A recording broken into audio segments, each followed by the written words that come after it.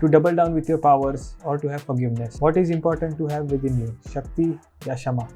Let's talk about it. Kshama is a follow-up to Shakti.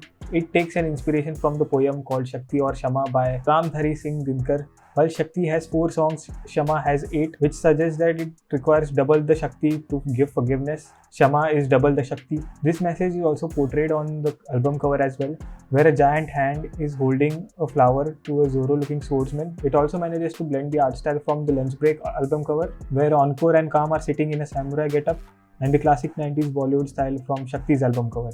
So moving on to the album, and it starts with Red. Featuring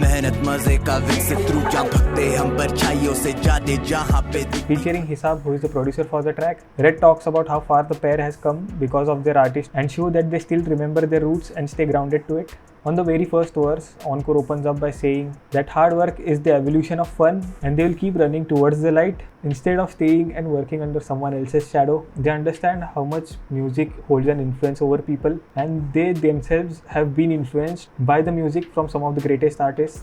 Encore also gives his most iconic bar, and he very basically says that he is true to himself and he is ready to give up his life in order to fulfill his dreams because he would rather prefer to stand to his own words. This all sounds super braggadocious coming from him, but he also says that arrogance and ego will never overpower him as he believes in Hanuman, basically God. And Kam opens up his verse with amazing wordplay and number play on the table of 3. He carries on the sentiment of the song and adds how people change just after they got their fame. The girl he got jigri thi nahi, and the khushi he gets tikti bhi nahi, which is true because happiness is temporary. He says how his fight is with himself and time and not with other rappers or his competition, which basically sets the tone of Kshama. I also recommend you to watch the music video to Red as it is really well made. Seedhe Maut, you know the vibe.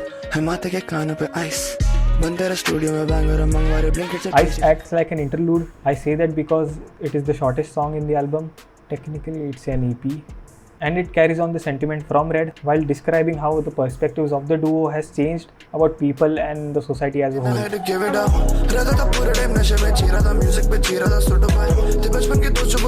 In this song, the pair discusses how they had to give up on various things to achieve their dreams, but they never changed themselves as people. But what definitely changed was the people they knew and their behavior towards the pair.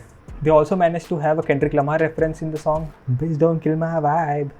Bitch don't kill my vibe." This track also features Raftaar and his verse is just as good. And Raftaar along with the duo come together to give us this gourmet of a track, hence the name Gourmet Shit. Riding on the bar when the moon comes up, she shit down, softly made. The track starts off with this moody, chill vibe where Kam has a verse along with Badshah. Kam talks about how he is about to make money and Badshah is about to get a date when the moon comes up. But when Encore's verse comes up, the beat changes and the vibes do a complete 180 and just punches you in the face. He creates a contrast to the song by saying how it is not safe for the women to be out and about when the moon comes up. He also name drops some real world cases that happened in the same year. If you watch the news during that time, you'll know what he says. Not only that, he doubles down on the message by saying that this issue does not persist only at night but also during the broad daylight, which is a real world problem, you know. He ends his verse by praying for everyone's safety and well-being and urges the fans to check who amongst us is the real man or the Hewan.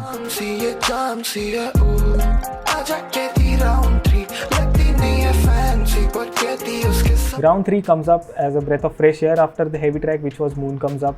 The track has a chill beat and easy to vibe with lyrics and acts like another interlude where we move on to Naraz.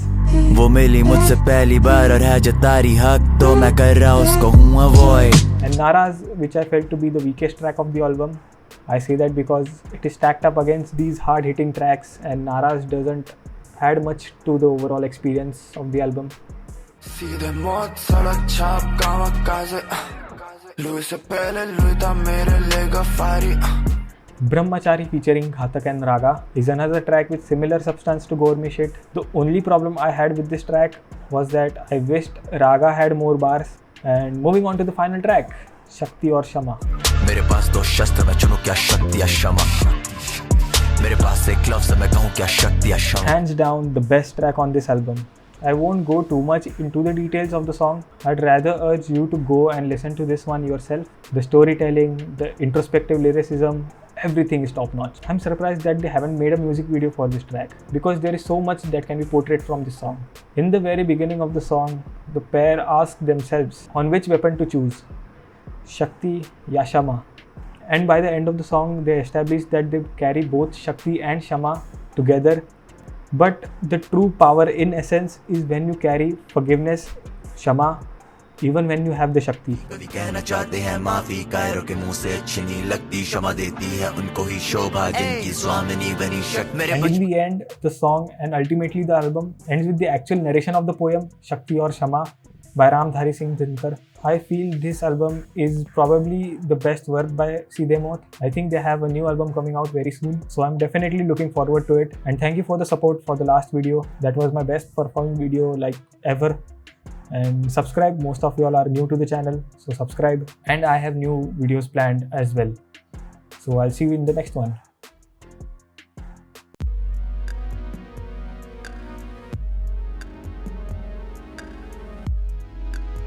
Shakti is a follow-up to Kshama is follow-up to Shakti. Fucking hell, man.